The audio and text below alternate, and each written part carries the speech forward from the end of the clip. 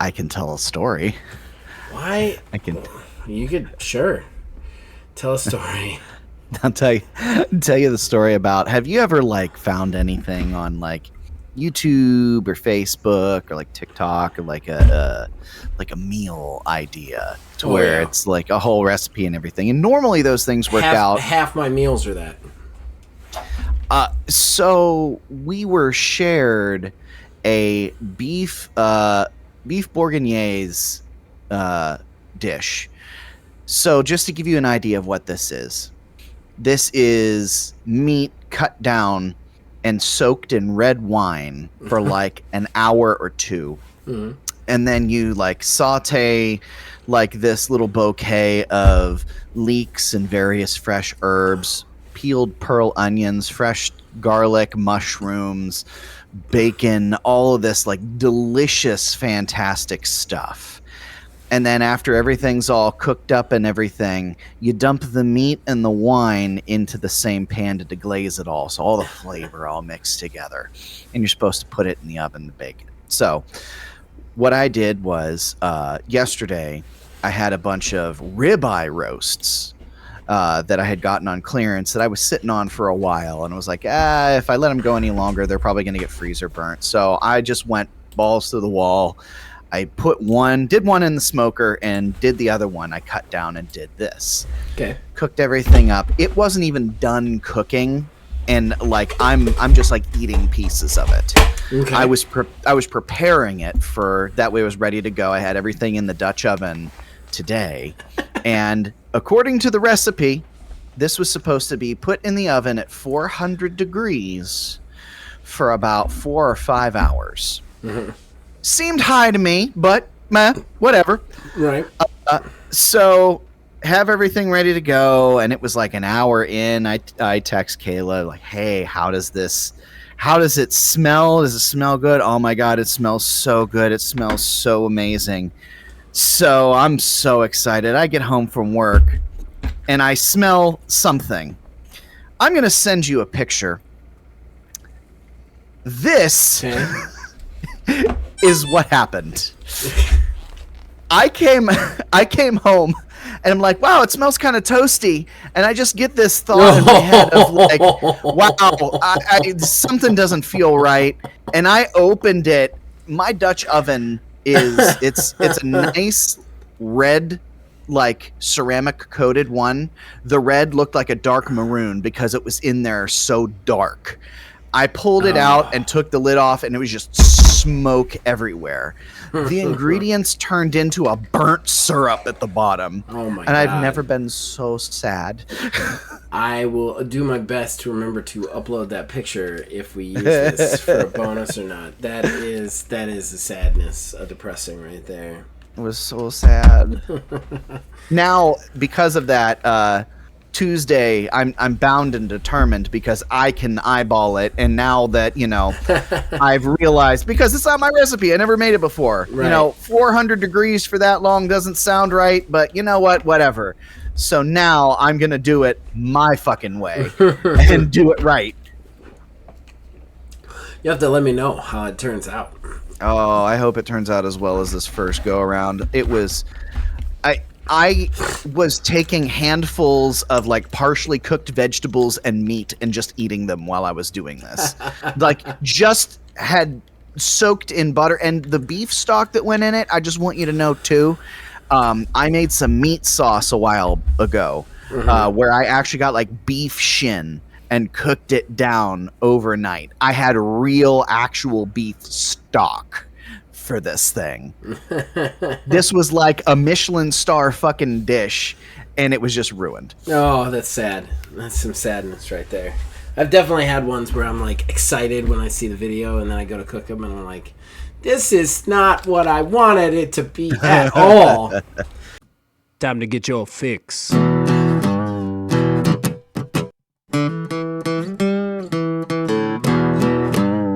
It's a horrible gaming podcast. It's not good, it's not great. Horrible gaming podcast. It's not even what you would call fair. It's really not that good.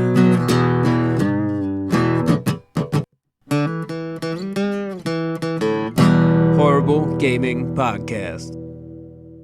Hello, my name is Zach Rye with Old Man Gaming. You, dear listener, have chosen for whatever reason to listen to another horrible gaming podcast. I am not alone. I am usually never alone. With me is... Neil, aka Tiny Wizard. Hi, everybody. We missed the show last week. We're going to get into why we missed the show last week. And it's all me. So prepare for a rant. But before we do that, let's go ahead and get into the credits and just get that out of the way. Behind our ugly mugs, you are seeing a custom graphic that was provided by Mr. Mark Bell. We thank him for that. Theme song for this show and all shows here on Old Man Gaming is provided by the man who makes music, my brother, Nick Van Siders. We thank him for that. Our talking point tonight is going to be a kind of horrible experience of the year watch sort of thing. We're going to kind of look at what our experience of the year has been so far, since we're right around the halfway point. Not as bad as it sounds. Not as bad as it sounds. And so excited about that. We are going to get into something before fan interaction, though. You know what? I'm just going to get into it now. Right in the credits. I'll put credits and rant in this. Listen, here's the reason we didn't have a podcast last week. And it is because for about a day and a half, I decided I wasn't going to do the podcast anymore. And the reason I had decided it is because I can't do it anymore. The whole news, AAA gaming, whatever. I've given up on AAA gaming, basically, to the point where I'm having a hard time covering it, as in looking at IGN and looking for news stories. And I'm having a way hard time getting excited for / playing / wanting to purchase any games that are coming out. Even the games that I was excited about before, because this kind of stuff that just keep happening just taints it. It just taints it for me. So, obviously the catalyst for this is Microsoft.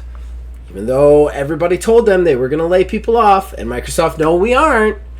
Laid off more people. Laid off inexplicable studios as well. Like, well, Arcane Austin, I would almost be able to be like, I understand, since Redfall was such a train wreck. With the exception of the fact that Redfall was a train wreck because of Xbox, not because of Arcane Austin, which is well documented.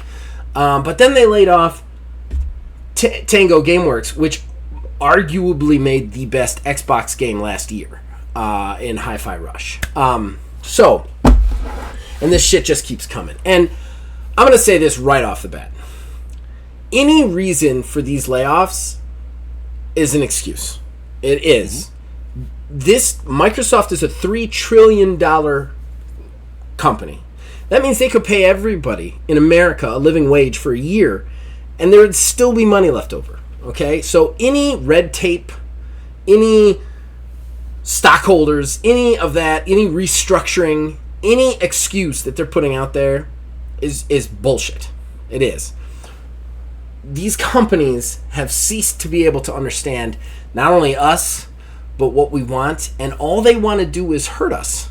That's all they want to do with their games. No, that's not true. All they want to do is make money. All they want to do is make money, and they don't care how we feel about it. And what I don't like is what I keep seeing now, and this is why I've kind of quit on it, is every game coming out is going to be a microtransaction games as service model from here on out. This is coming from a guy who genuinely was for games as service. But anything that you like that's going to come out from a AAA game company is going to be so jam-packed full of bullshit that you don't want or don't need or hurt you that it's going to taint the experience. Or it's going to be broken straight out the gate. The games that I have played, and we'll talk about this when we get to the talking point, the games that I have played this year that have truly blown my mind, the games that I'm truly excited about are small teams that make a game for a price, they sell it for that price, they give you what they tell you they're going to give you. One of my experiences of the year is a game that just came out 2 weeks ago. It's called Rotwood. It is a 2D brawler roguelite. It is in early access. It only costs $11. And the game is top to bottom amazing and possibly better than anything I've played AAA. Even when you look at stuff that I've enjoyed, Skull and Bones. I loved the gameplay of Skull and Bones, the fact that I have to somehow manage 5 different currencies of varying different premium and non-premium degrees is mind-boggling. And when you look at every one of the statements from every one of these companies, and I'm not talking about indie companies, I'm not even talking about AAA third-party companies, I'm talking about Xbox, Sony, Ubisoft, these kind of people, they are like, we are laying people off, we are making the team smaller so that we can make giant microtransaction filled shit fests. I just can't do it anymore. Like, I just can't do it. Like, there is nothing but sadness on IGN for me every day when I open that app. And it becomes incredibly hard to come down here. And I know you guys have all heard this rant before. I get it. I've done this before. I get it. It gets so hard to come down here and talk about it for an hour and a half. Talk about a thing that I love with nothing but vitriol and hate. And I don't like experiencing that hate or that vitriol. So I'm not going to do news anymore. And I'm done with AAA companies. For the foreseeable future, Skull and Bones will probably be my last big name purchase. Because I just can't do this anymore. Guys, I just can't do this anymore. And the games that I'm playing right now is For Honor, which is an 8-year-old game. That's the only AAA game I'm playing, but it was an 8-year-old game. And then indie games. Eiyuden Chronicles, Rotwood, Slime Rancher 2. Those are the games that I'm playing right now and really into. I cannot follow down this path anymore, so I want to talk about video games, and I want to talk about fun video game stuff here.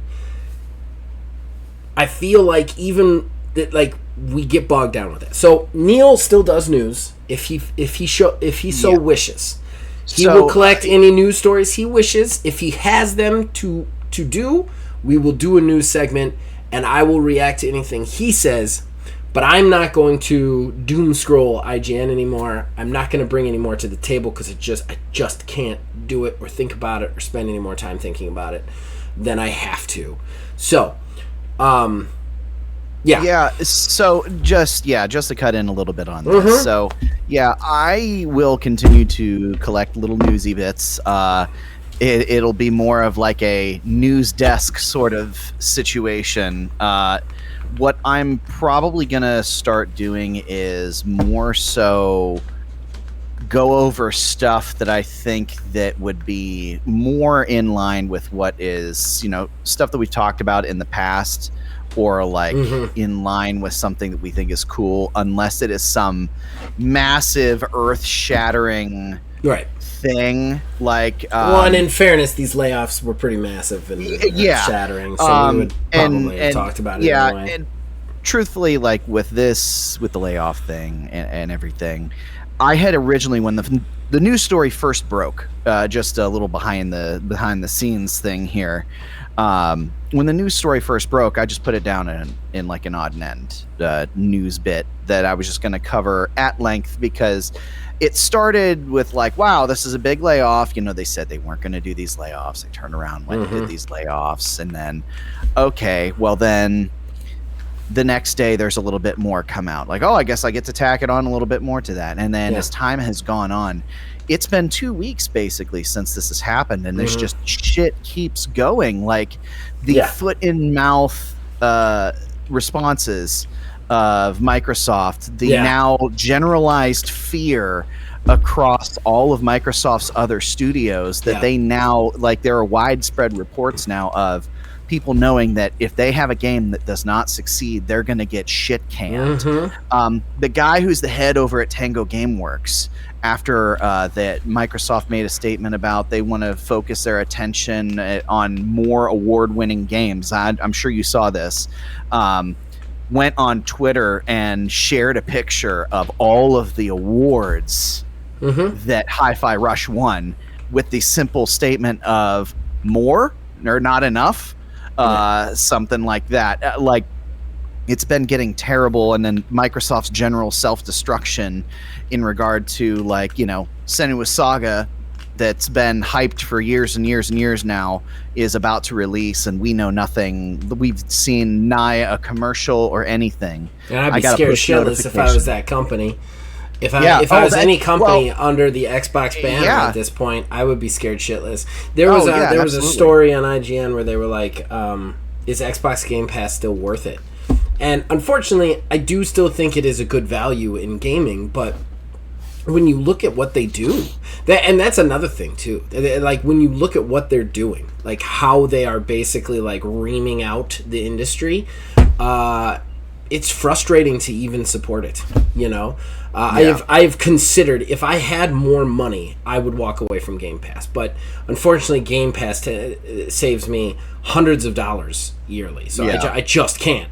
But, like, if I had more money, I would walk away just on principle. I think that, like, it's just bullshit. It's just bullshit. It's all bullshit. And it's gotten, it definitely has gotten to a critical mass to even, like, the official Xbox podcast, the Podcast Unlocked. I saw those. After all of this news came out with the layoffs, they had an 1.5 hour long episode where I did not hear them say one good thing about Microsoft. Like, nor should they. It's getting kind of rough out there with that sort of stuff. The reason they're doing this is so that they can make these shitty like microtransaction fest. Basically, everybody wants to make only Destiny and Fortnites from here on out. That's what they want. They want Destinies and they want Fortnites, and that's it. That's all we're gonna get. Oh, or Call of Duties. Destinies, Call of Duties, Fortnites. That's what we want. We want from now on. So all of our studios are going to be making those, or they're going to be fucking off. That's what's really irritating to me. Really irritating. Ubisoft just canceled, 5 projects? Yeah. I actually, just because we're kind of talking about it, all of the little newsy things that I've collected over the past 2 weeks effectively all relate to this. Sure. So, I mean, I'm just going to dump them here now, and we'll have an upside-down episode. This episode's all upside down, but it's fine. Timestamps are going to be fucked on this one, guys. Just it's going to be everywhere. Right now. So, I mean, just a couple things to go over here. Warner Brothers blames Suicide Squad in and of itself for its $200 million loss in the last quarter. They said we had a strong prior year with Hogwarts Legacy, and we were expecting the same return on Suicide Squad. Why? It's just not it, guys. They're completely different games. Completely different games. And Hogwarts doesn't have any fucking microtransactions in it, you fucking lunatics. Andrew Wilson of EA said that they are now looking at thoughtful implementation of ads in games. I don't know if you've seen the memes since that's shown up. They're showing lots of EA games where there's a part in Dead Space where you're about to lay down in a table and you have to do this needle thing, and there's just they're in the middle of doing it, and then out of the blue there's a big Whopper commercial. That's what it's going to wind up being. Yeah. Even Square Enix now is going to be completely. They want to move away from single platform releases and do multiple multi-platforms now, and they're looking more so they want to go even heavier in live service stuff because they're just not making all of the money. What blows my mind is they're not even making money from these fucking things. You look at the people who are really making money in the last couple of years. Fucking Larian raked all the cash in. They don't have a games as a service. They don't have any microtransactions in their game. It's a large form narrative story driven game. What are you doing? Nobody wants this, and I don't know where the model got circulated that these games as services in the way that they're presenting them is the way to go. Just Destiny, especially since Destiny itself is starting to fail. Destiny is having bad turnover now. They have been talking about how Destiny is a loss. Destiny isn't even Destiny anymore. What is it going to take for these people to do this? And it's just, you just watch all these people lose their jobs. And the Redfall thing really makes me irate because we found out so much stuff after the Redfall that Arcane Austin didn't want to make it. Yep. They didn't want to make it the way that Phil Spencer and Matt Booty wanted them to make it. They were forced to make it that way. Then they were rushed. They cut their time in half because they needed a release. They forced them to release it in the state that it was in. So, like, should we divert all the blame from Arcane Austin for Redfall? No. But would we have a good game, or at least a playable game that we enjoy, if Xbox hadn't been a part of it? Now, I don't know. You know what I mean? Like, that's the thing. Like, you look at Arcane Austin and you look at their track record of games, whether they sold or not, they were quality products, hands down. I mean, because they're the Dishonored guys, right? They're Dishonored and Dishonored 2. Quality fucking products, okay? All of a sudden, Xbox gets its hands on it. It's a microtransaction bug fest because Spencer and Booty just push shit out the door. And then you have Hi-Fi Rush, which is actually a success. It was the only success story for Microsoft. There was tons of people hailing it as like, this is the start of it getting good for Microsoft fans. Yeah. You know? And you closed the studio. Inexplicably. You know? And like, if you want to come at me with like cost cutting or weird certifications on the back end or shareholder responsibilities, I will listen to you if the studio is any other than Microsoft, because Microsoft is a $3 trillion company and there's no amount of red tape that you can't fix with that amount of money. Like, there's just none. So like, there's no excuse for this. None. I can't fathom this shit anymore. I just can't. And it hurts because I sit down to play my game and I have to hear in my head, they just laid off all these people. They're all out of work, you know, and they've saved a rapist and shit like that. And it just can't do it. Yeah, I think the big thing for me, not to belabor everything with this here, but the big problem that I have with all the closures and layoffs and everything, because they said this is now restructuring. Back when this Activision Blizzard deal went through, they said straight up and down, we aren't going to purge anybody. We aren't going to do anything like this. Basically, effectively, once the calendar rolled over, they purged over 1,000 people. Yep. And they said, well, this was planned from the start. This wasn't a part of any of this, but this was it. This was it, guys. We promise. Pinky swear, this was it. It's ready to go.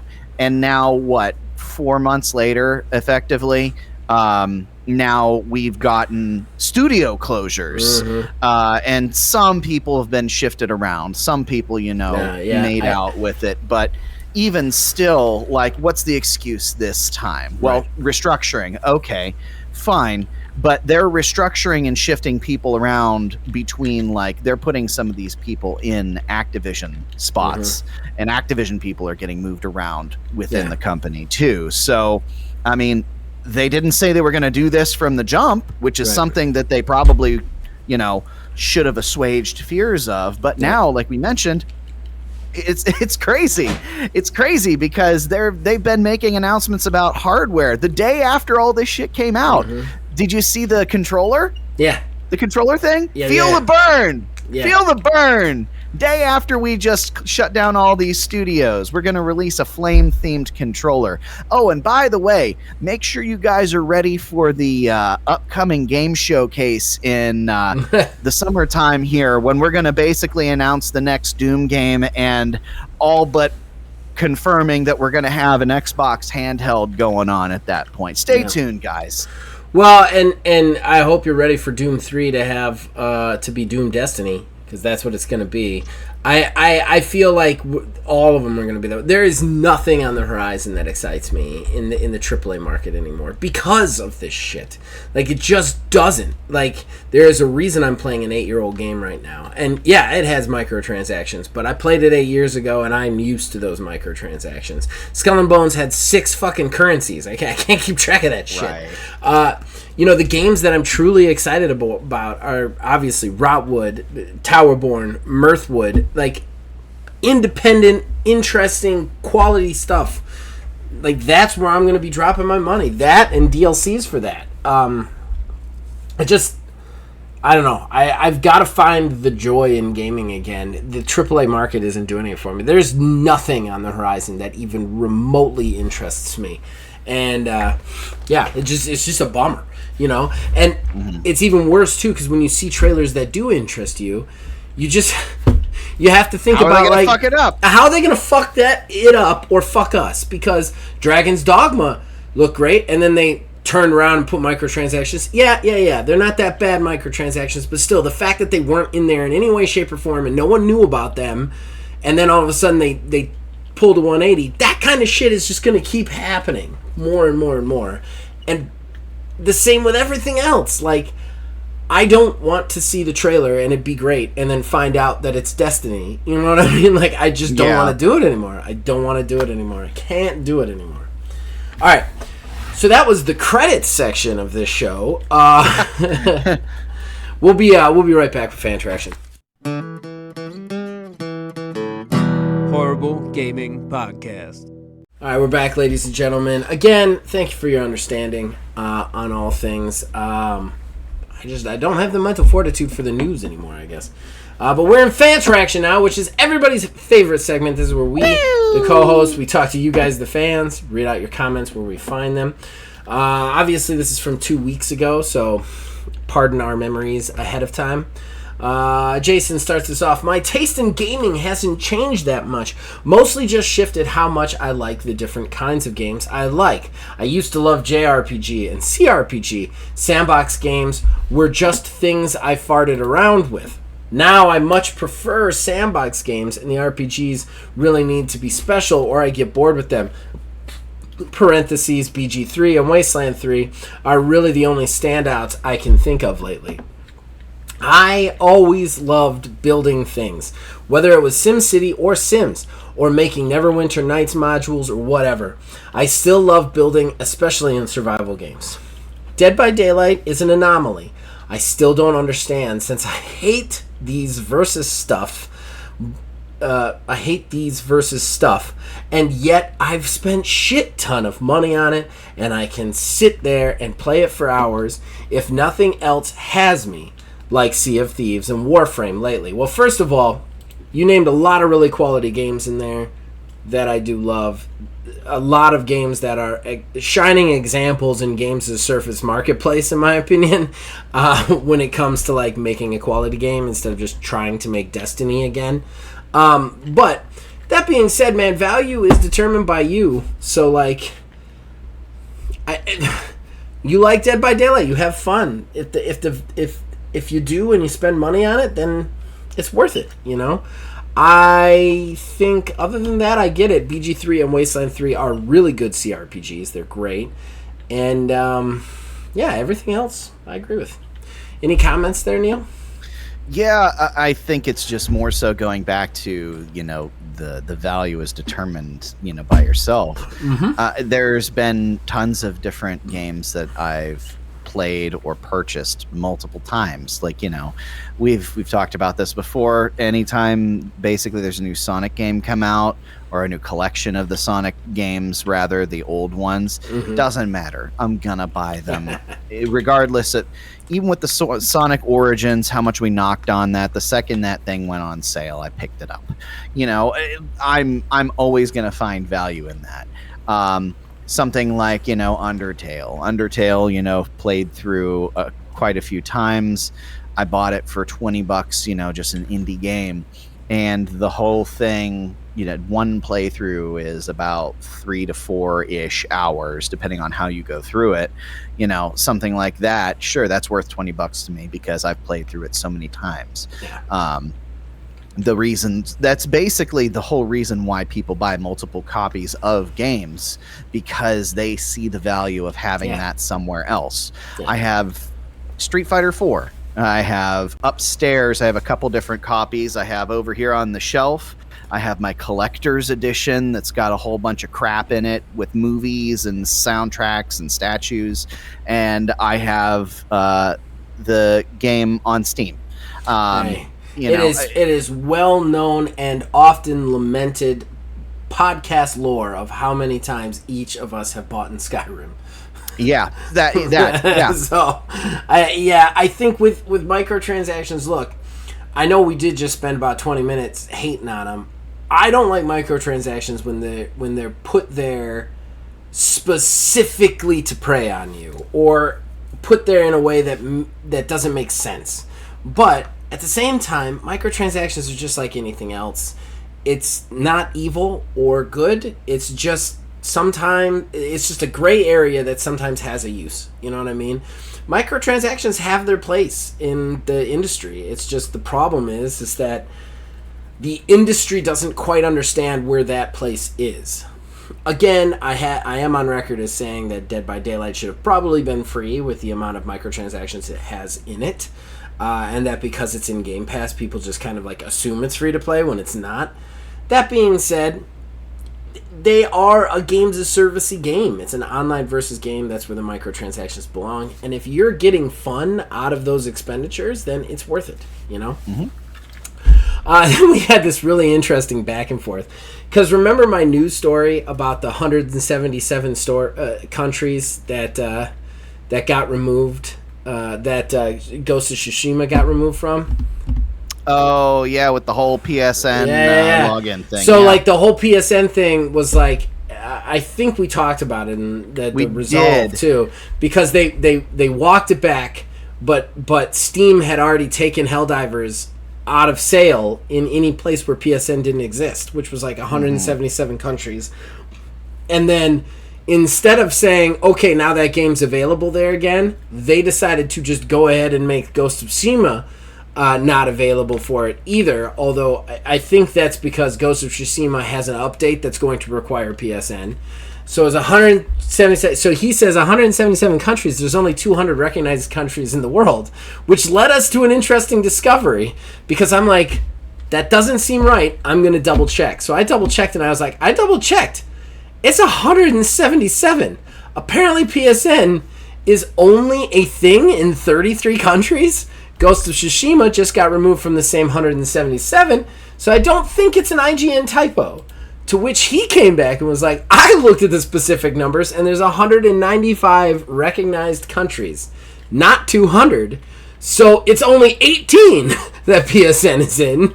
Edit, there's 193 countries, the Vatican and Palestine in that 195 number. So, yeah, so only 18 countries.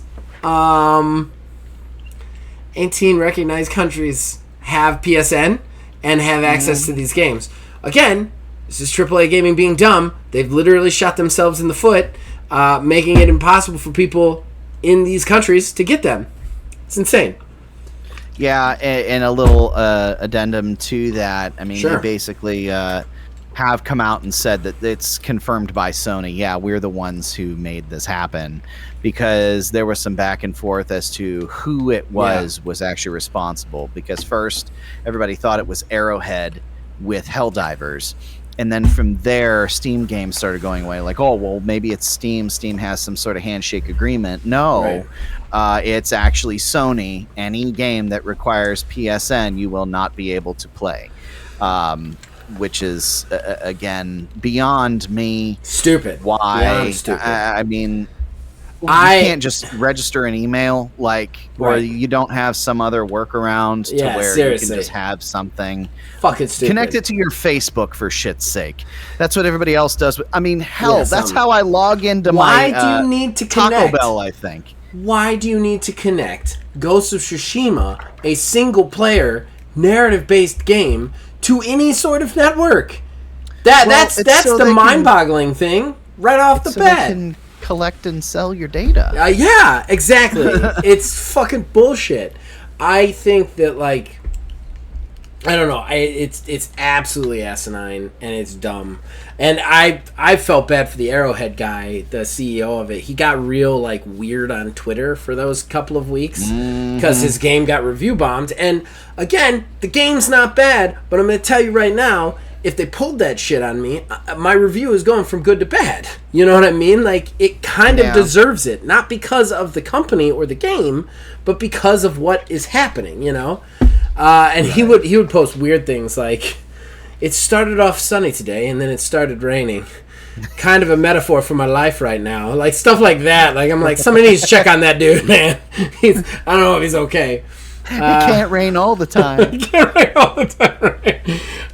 And then Jason says, today on the Puke Cast, because I believe we talked about puke. Yes, we talked ad nauseum about, and I just want you to know too, there are still some things that I cannot eat or look at. Yes, yeah. So follow up on Puke Cast. And then William Holwyn. Hi! Exclamation point. About the topic of aging and gaming, I can say that I used to love long JRPGs. It was a big game seller for me to see 100 hours of gameplay on the box. Nowadays, I love short games, like arcade-type games that focus on score, or games with stage select. It's pretty rare for me to play long-winded games. The exception for me these days is the Trails series. Also, man, this is crazy. I've played Stellar Blade. It was great, and uploaded a video on the boss finisher move. It got freaking 31k views. Wow, congrats, Will. At the time of writing this, still getting a lot of views. It was crazy ride to get that many views and comments. Great distraction from the strike. Day 70 today. Man, I hope it's over by now for you. All right, enough ramblings. Thanks for the show. Cheers. Hashtag old man gaming literally. I'm going to tell you right now, man, it is so wonderful to get K views for the first time. My first one was the review of Dauntless, and it got like 1,000K, and it's basically the reason that I like jumped off the cliff into old man gaming. And there's just something so satisfying about getting those high views. I will warn you though. There is also the reverse. When you get those high reviews and everybody fucking hates you. I'm looking at you, Monster Hunter people. Go fuck yourself. Say, go it's the whole reason you started yourselves. to steer away from Monster Hunter. Go fuck yourselves, Monster Hunter people. Yeah. I had one video. Oof, that was a rough one. But yeah, it's really nice to have that like hit and get those comments and stuff. I always feel bad because sometimes I get a lot of comments on them and I can't keep up with them. I've done a couple of how-to videos for GM mode, and they pop off really good. Like it'll be like how to add your created characters to yada yada, and those usually pop off. But they'll ask me questions, and like I can't get back to them in a day. I feel so bad, you know. Like I'm like, oh, I'm so sorry. Well, that is it, my friend. Is there anything else you'd like to add, or should we do our talking point, I guess? Let's do our talking point now. Now that the show's almost over. So our talking point today, we're about halfway through the year, a little bit under. We're a little bit early on this, but about halfway through the year. So we're going to look at, Horrible Game Awards contenders for us and what we think are contenders.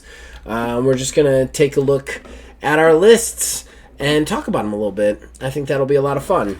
So yeah, we'll be right back with that. Horrible Gaming Podcast. All right, guys. So we're looking at Horrible Game Award Watch. It's apparently not going to be big for Neil. He does not have a lot. I keep up a copious list. I'll show you guys right here on my phone. Oh, I got too much glare. There it is. See? And then slowly, as I add them, if I have too many in there already, I have to check the ones off that don't quite live up to it. So I have a ton to talk about, honestly. So how would you like to do this? Well, I mean, I guess I'll just do mine. Go for it. I mean, the only game that I've actually had time to play at all this year is the Final Fantasy VII Rebirth. I mean, granted, we are still playing through Baldur's Gate 3, which is still definitely a great experience for us, aside from the little side story I just told Zach off camera a minute ago here, where we lost like an hour and a half of progress because of a dumb glitch. But outside of that, I mean, it's a lot of it's a lot of the same sort of stuff when it comes to Rebirth, but I'm on record as saying, depending on the game itself and what that game brought the first time around and where it has areas to improve, I think Rebirth has done that. Because Remake was very much stuck in the fact that it was the first part of everything that you know of. So everything was just like the same songs remixed like 8 times, so you're tired of hearing everything. For the most part, up until a certain point, beat for beat, 1-to-1 with the story. But now with this, there's a lot more divergence. They've taken chances with music, even like the systems themselves in the game. I'm thoroughly enjoying it whenever I get to play. And then, of course, like I said, Baldur's Gate 3, we're still going through that. We still have not finished our first playthrough. Granted, we don't play very often just because of the time that we have available, which is part of the reason why my list is so light. But I almost feel like this year compared to, like, we were spoiled last year. We were spoiled for choice last year, very much so. And this year, there's already, Sony's basically said they don't have anything coming out. Nintendo's looking pretty light, aside from potentially the Thousand Year Door remake, but that's just a remake. And then, whatever Microsoft has up their sleeve for the rest of the year, who knows? All but confirming another Doom game. But, I mean, for me, my list is very light. I really haven't had time overall between work and school to really get out there and try different things. I have played a few games, sir, and I will agree with you. I think this year is going to be a heavy indie year. I think there's a lot of games coming out this year that I'm very excited about.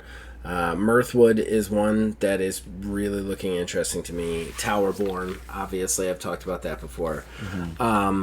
But as far as my experience right now, I have 4 on there. I think 2 of them are going to get bumped when something replaces them. But so I have Palworld, because that was released in our post our window closing, basically.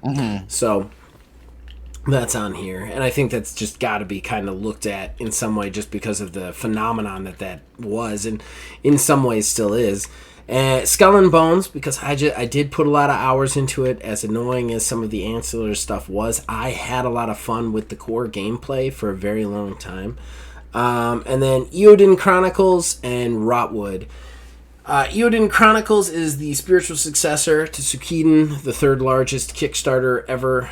And there's a lot of mixed stuff about Eiyuden Chronicles, unfortunately, because there was a lot of features that were kind of promised that aren't happening now, and there's a lot of people who are like, hey, remember how we put money in so that could happen? It's not happening. So there's some controversy around Eiyuden Chronicles, but I think that the game itself is a very good spiritual successor to Suikoden, and it definitely accomplishes its goal. It's the only JRPG I ever loved was Suikoden, and Eiyuden Chronicles definitely has me still a little bit. But my main one with a bullet right now is Rotwood. Something's going to have to usurp it to take it. Rotwood, for me, right now, is easily my best game of the year. From a lot of different standpoints. Not necessarily the game itself is the best, right? But if you add it up as a total package. So, like, this was a game that I did a demo during the Steam Next Fest last year. I did a demo. And I actually put, like, a 2-minute video preview up. I did, like, 3 different demos, and I put one up of that. And I wasn't expecting it to come out soon. Then all of a sudden they were just like, we're going to release it into early access, and it's going to be $10. And I was like, okay, how rough is this? But I'm like, I'll shell out $10. This game is amazing. I would have easily paid 4 times the amount that they made this for sale for. I almost feel like they undercut themselves. And for an early access game, I have not hit one bug, not one little lag shift, not one little issue. And this is a game that's a brawler. It requires precise timing for it to be fun or interesting. Just to give everybody out there who doesn't know what Rotwood is, because it's a little bit lesser known. It is like you create a character that's like kind of like a weird animal thing, and then you you can make the character, you can customize the sprite of the character. Then it's a 2D brawler through like Tainted Woods, and you fight your way through Tainted Woods, like getting upgrades and stuff like that. And if you die, you go back to a camp, which you can also customize and build. There is also a up to 4-player co-op multiplayer that you can bring 4 players in to your game or go into other people's games. And then you kind of build buildings up in the original, in your camp area, wherever you want. It's completely customizable so that you can make it easier for you to go on these roguelike missions. There's also multiple different weapons and armor to choose from, so you have kind of like an interesting, like, it's not just you and your comboing abilities. One of the things that I absolutely love about this, and I've been saying forever, like, 2D brawlers have been getting a resurgence in the last few years. Very happy about this. I am a lover of all things 2D brawlers.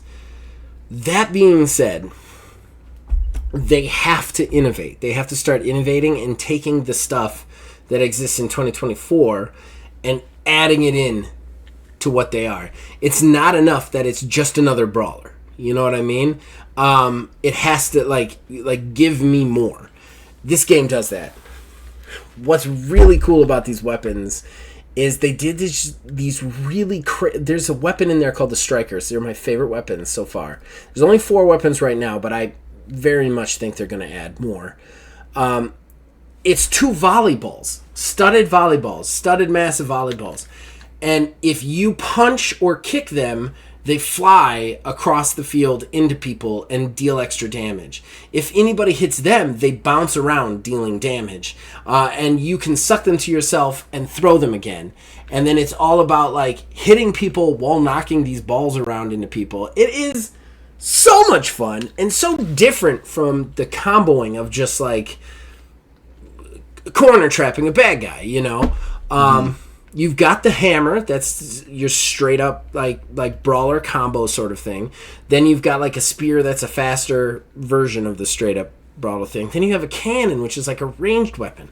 I just love this game. It's doing such a different thing with such a small platform, and I cannot wait for it. The review, by the time this comes out, the review will have already been up on the Monday of this week prior, and I just love this game. Can't say enough about it, especially at that price. $10, man. Yeah, you can't really whirl with a $10 game. No. In any form or fashion. And I would have paid $40 for this without a doubt. Yeah, and it is wild that, like you mentioned, the brawler is starting to come back into its own here overall. It was one of those things, so it's almost like how fighting like 2D fighters were for a while. Like they dropped off and they were nowhere to be found, and now it's basically like that niche renaissance. They're having their own little renaissance right now. Coming back. I fucking love it. It's amateur hour stuff, man. I love the brawlers, man. I love the brawlers. They are interwoven into the core of me. My favorite games of all time are brawlers. And I've always wanted the brawlers to kind of adapt that role-playing aspect, you know, a little bit more so that you can get more play out of them. And Rotwood really does that with a bullet. I'm hoping that Towerborn is an even bigger version of that. Those are my experiences. When we shift into multiplayer, it's For Honor. Interestingly enough, I think this will be the first time that if it makes the list, that a game will have been nominated for an award that's older than the awards themselves. Yeah, that is a little bit interesting. For Honor is 8 years old. The Horrible Game Awards is, I think, going to be 5 years old? 6, 5 maybe? sounds right. 5 or 6, somewhere in there. So, yeah, it will be older than that if it gets nominated. And I think it has a good chance because quite a few members of the council got really into it with me. So, I don't know. Skull and Bones. I think it's a good multiplayer game. I do. I hate the company that made it. I hate some of the bullshit around it. But I think at its core, it is a fun multiplayer experience. The game that I'd really like to make it that I don't think is going to is Lethal Company. This game This game is just... I can't even begin to explain Lethal Company. It's the weirdest fucking multiplayer experience you will ever have in your life. It's like sepia-toned horror, but it's almost comedic, and everything's almost badly animated, but you're trying to like scavenge stuff off planets. And it's so weird, but there's videos of it. There's a lot of popular streamers have done it, a lot of TikToks of it. Go check them out. It is the weirdest fucking game I've ever played. I've played that with a group of friends that I've really enjoyed it. And then Pal World, I think is worth mentioning for multiplayer as well. Yeah, I think I saw something about there being an update coming out here for Pal World relatively soonish. Yeah, they've been doing some substantial updates to it. I think that I'm really waiting for that dedicated server update. You know what I mean? That would be really sweet. As far as developer, I have Klein Entertainment. They are the people who made Rotwood. I have Mike Klubnika. Now, the reason I'm nominating this guy is for my new IPs. Buckshot Roulette. This dude is one and only dude who made this game, and the game is just great. It's just absolutely great. Neil, the next time you're over, I'm gonna make you play it because I think you'll become obsessed with it. It's only $3 on Steam, and it's just so much fun, quick and easy and fun. And then of course Pocket Pair. I think Pocket Pair probably deserves to win this the most of my people. Like at this point, just because of the shit they've been through. You know, they're the guys who made Pal World. And they have really been up against the wall with all the Pokemon haters and the success that they can't really handle and stuff like that. Yeah. Especially if they make it without actually selling to Xbox, that would be really great. Yeah. You know, there is one game that, now that I kind of think about it, I almost wonder if I could feel confident enough putting up a nomination for, even though I haven't actually played. Go for it. Well, we're just talking hypothetically right now. Anyway. You know, I think Helldivers 2 has a spot. Yeah. Helldivers 2 is one of those for multiple multiplayer experience. You know, more so myself for the experience. This is a game that you can have not played it at all, like myself, and be totally invested in like all its jam, basically. Yeah. It is what I think of when I think of a live service game, what I want to see in a live service game. Yeah. Like, this is the first time I've seen a live service game that's like, you know what? That's okay. Yeah. They have, you know, a game master effectively running everything. The narrative is that of like a meta narrative overall, like, and everybody's working together to do stuff with it. And, you know, on top of that, you know, the just various memes and running jokes. And did you hear about the friend guy? Friend guy? The friend guy. So I'm pulling this completely from memory because normally I would like write this down here. But there was a guy who didn't have like really any friends online to play with. Okay. He jumped in with some randos on Helldivers. And he was effectively getting taunted mercilessly by these people. They kept like killing him in the game and everything, and said somebody said something to him about like, well, don't you go get some friends or something like that. And I guess he just responded with "am friend," and that kind of made its way out into the internet. And now, like, this dude has gotten hundreds and hundreds of friend requests. Everybody wants to play with this guy because everybody was, you know, such a D-bag to him.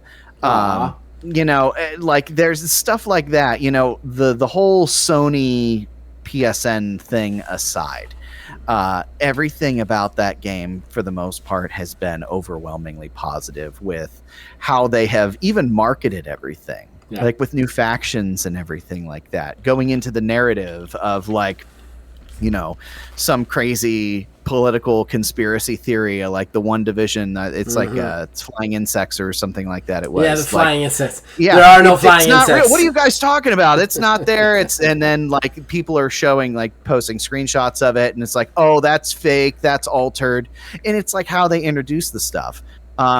One of the developers, or I think it was actually the guy who's the game master, when they introduced the tanks or the mechs into the game, just decided to show up in the middle of a game, drop one, and leave. Like that's how awesome. They introduced it. It's cool stuff like that. That is a game, if I had the time for it, which now that school's done, I'm hoping I do. That is a game that I want to like pick up and try, because that right there is something that I feel like I could get down with. If I had more money right now, that would be a Last of 3 game all the way. Yeah. I think I agree with you. They did have a lot of problems, but again, that's all from PlayStation. It's not from them. It is from PlayStation. I think Helldivers only suffers on my list because I haven't played it. If it was one that I had, taken the leap into, I am sure it would be on my list. Same with Dragon's Dogma 2. I mean, they've done some crappy shit. We've talked about it, but overall, that game's a really good game. I think it's probably going to be an Experience of the Year contender come the time to vote. You know what I mean? I think it's going to be up there. I will say this, though. I don't necessarily think its victory is guaranteed. I think that... I think it's going to be a very interesting Horrible Game Awards. And we don't know yet, because we're only halfway through the year. But last year you had BG3 come in and just wreck shop. Like, they just walked over every fucking category we've had. And we've never had that as an institution. Like one game dominate so utterly and totally. I think this year we're going to be looking at a lot of, like, indie games being in the hunt, older games, indie games being in the hunt, because those AAA game companies are either making shit or not making anything at all. So like, I think we're gonna have a very interesting Horrible Game Awards this year. But I think that covers it, unless there's anything else you want to add. No, sir. I don't have any real soundtrack ones yet. I had Eowyn Chronicles, because that's some good JRPG awesomeness. And then I got Skull and Bones for the shanties. Yeah, you can't fight the shanties. You can't fight the sea shanties, babies. You can't fight them. All right, well, let's take a break. We'll come back with some plugs and wrap it up.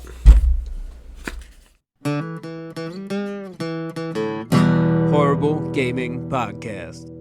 Ladies and gentlemen, boys and girls, that brings us to the end of the show. And the shameless self-promotion that comes with it. Neil, would you like to plug anything, sir? Yes, sir. We have finished Ordo Scriptorum. Yes. Or at least the first hunt of. Yes. Fun fact, this isn't going to mean anything to anybody except for you right now, but because I am a terrible millennial, I'd never seen Buffy before, and Kayla's character is based off of a blend of two people, so I'm in the process of now watching said show. I've never seen Buffy either. Oh, really? Okay. I mean, I've seen bits and pieces of it. I'm aware of it, but let me say this.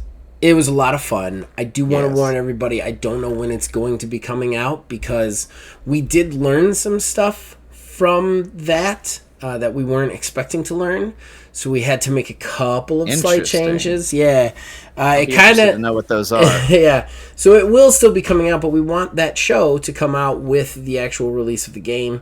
But we're looking to release that game kind of late June, early July. So that's when you can expect those episodes to come. That is kind of a long way off. But because we are done, we will be scheduling some sort of Lasso 3 stream or something here soon, I believe. Yes. As far as me, I have been actually doing some For Honor content, which has been a lot of fun. I did a highlight video for the first time, but since I'm such a self-deprecating sort of person, most of my highlights involve me dying. But I did that. I'm going to continue to do that. And if you are for some reason a For Honor player out there and know how to get me your highlight videos, send them to me and I'll add them to the highlight videos. I do want to say you got to be able to send them through Discord in a format that I will be able to download.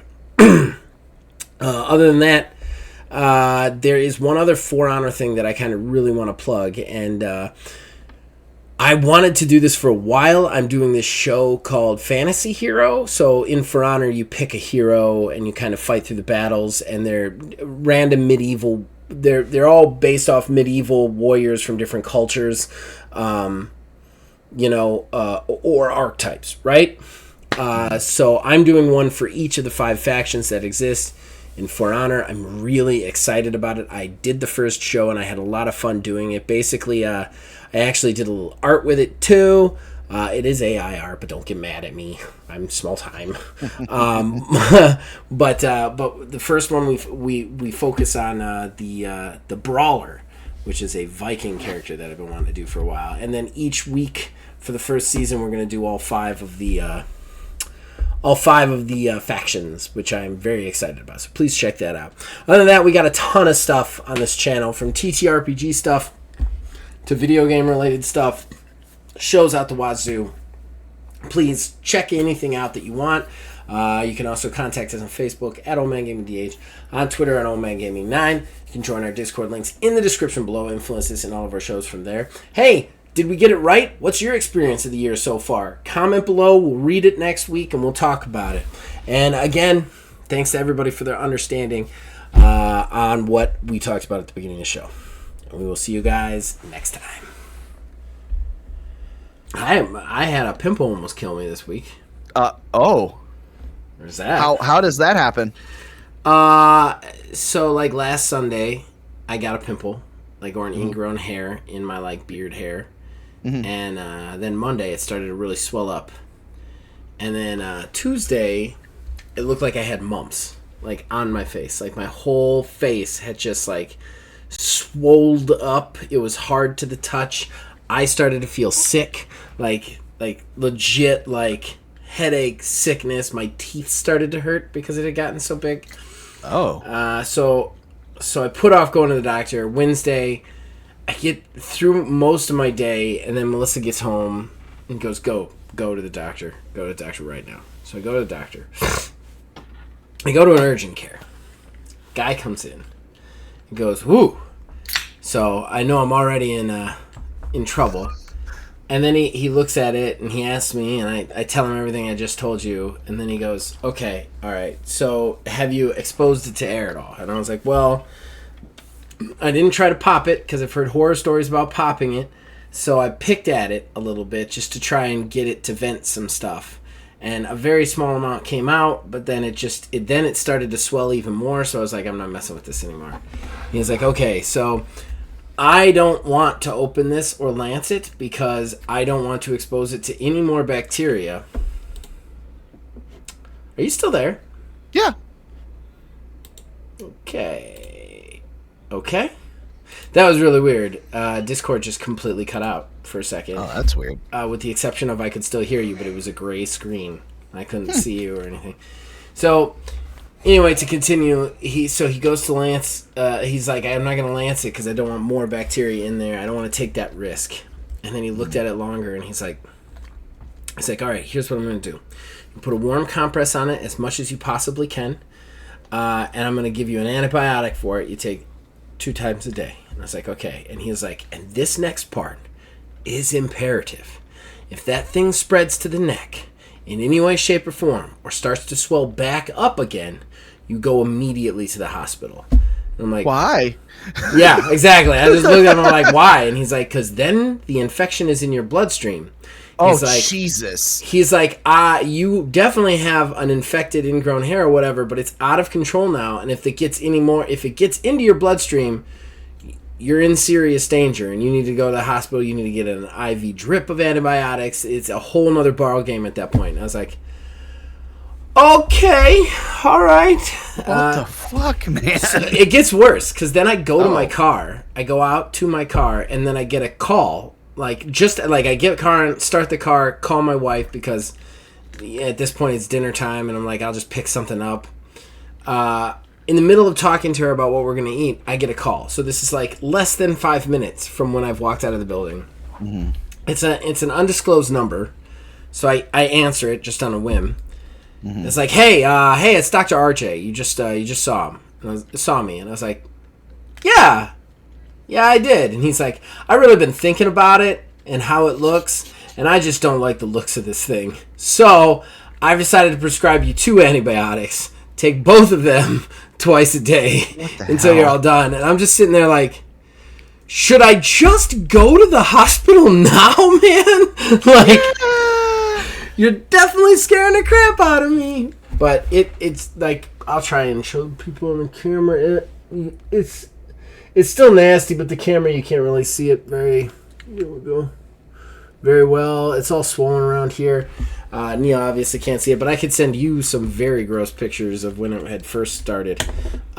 So yeah, that was fun. Wow. It's been a fun stuff for that.